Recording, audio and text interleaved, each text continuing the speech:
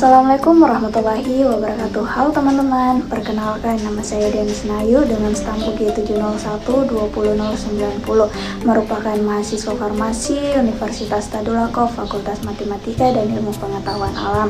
Nah, pada video kali ini saya akan menjelaskan mengenai fase farmakodinamik, farmakokinetik, dan biofarmaseutika dari suatu senyawa obat, di mana obat yang akan saya jelaskan pada video kali ini yaitu obat ibuprofen.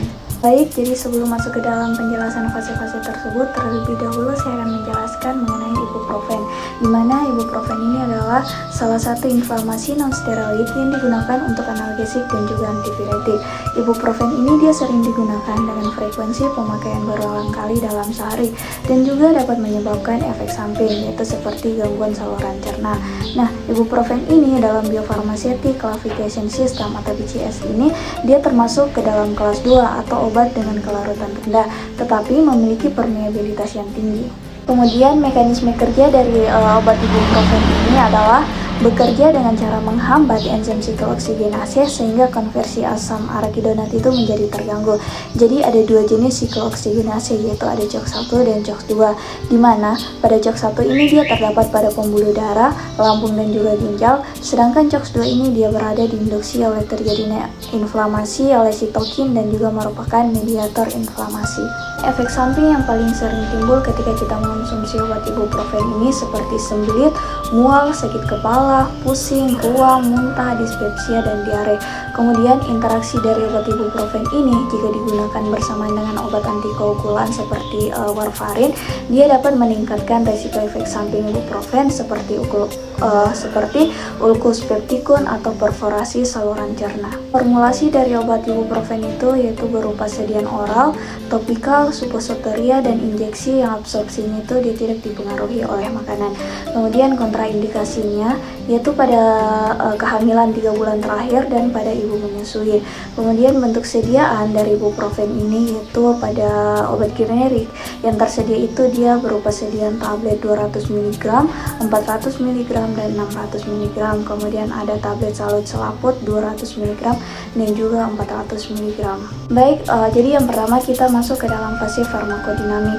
Jadi secara umum kerja ibuprofen ini dia sebagai antiinflamasi, analgesik, dan antipiretik adalah dengan cara inhibisi pada jalur produksi prostanoid seperti prostaglandin E2, PGE2, dan prostaglandin PGE2, yang dimana dia itu bertanggung jawab dalam pencetusan rasa nyeri, inflamasi, dan juga demam. Ibuprofen hanya efektif terhadap nyeri dengan intensitas rendah hingga sedang dan efektif terhadap rasa nyeri yang berkaitan dengan inflamasi atau kerusakan jaringan. Kemudian efek analgesiknya ini jauh lebih lemah daripada efek analgesik opioid, tetapi tidak menimbulkan ketagihan. Untuk menimbulkan efek analgesik, ibuprofen bekerja dengan cara menghambat hipotalamus. Selanjutnya ada fase farmakokinetik yang terdiri dari absorpsi, distribusi, metabolisme, dan ekskresi. Yang pertama itu absorpsi. Jadi ibuprofen ini dia cepat diabsorpsi setelah konsumsi secara peroral. Jadi bioavailabilitas obat itu adalah sekitar 80%. Kemudian konsentrasi puncak ibuprofen lisin atau garam ibuprofen adalah sekitar 45 menit. Sedangkan asam ibuprofen adalah sekitar 90%. Bioavailabilitas obat hampir tidak dipengaruhi oleh makanan. Juga tidak terdapat interferensi absorpsi ibuprofen. Kedua itu ada distribusi. Jadi ibuprofen ini dia didistribusi ke seluruh jaringan yang ada pada tubuh, terutama pada konsentrasi dalam cairan sinovial. Keberadaan obat ibuprofen ini dalam cairan sinovial adalah lebih lama daripada dalam plasma. Obat ini terikat dalam protein sekitar 90-99%, terutama dengan albumin. Kemudian yang ketiga itu metabolisme.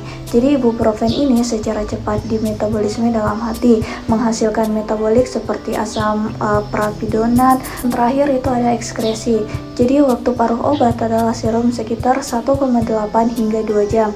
Ekskresi ibuprofen ini lengkap dengan 24 jam setelah dosis terakhir, sekitar 45-79% dari dosis obat yang diabsorpsi secara peroral dikeluarkan dalam urin dalam bentuk metabolit. Kemudian fase biofarmaseutika dari ibuprofen. Jadi fase biofarmaseutika ini dia merupakan pengkajian faktor-faktor fisiologis dan farmaseutik dari ibuprofen yang dipengaruhi oleh obat ibuprofen ini dan absorpsinya dari bentuk sediaan. Sifat-sifat fisik kimia dari obat ibuprofen dan bahan-bahan tambahan ini menyebabkan laju pelepasan obat dari bentuk sediaan melewati transfer berikutnya dan melewati membran-membran biologis. Sedangkan fisiologis dan kenyataan biokimia itu dia menunjukkan nasibnya di dalam tubuh. Sekian penjelasan dari saya, lebih dan kurangnya mohon maaf. Wassalamualaikum warahmatullahi wabarakatuh.